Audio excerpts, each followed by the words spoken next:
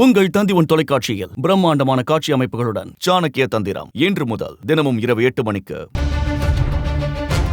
சென்னை பரந்தூர் விமான நிலையம் குறித்து இந்திய விமான நிலைய ஆணைய குழு தலைவர் சுரேஷ் பரபரப்பு தகவலை வெளியிட்டுள்ளார். தூத்துக்குடியில் செய்தியாளர்களை சந்தித்த அவர் தூத்துக்குடியில் நடைபெற்று வரும் விமான நிலைய விரிவாக்க பணிகள் டிசம்பர் மாதம் முடிவடையும் என்று தெரிவித்தார். தஞ்சாவூரில் புதிதாக விமான நிலையம் அமைக்க நிலம் கேட்கப்பட்டுள்ளது என்றும் கிடைத்தவுடன் விமான நிலையம் அமைப்பதற்கான பணிகள் துவங்கப்படும் எனவும் அவர் குறிப்பிட்டார்.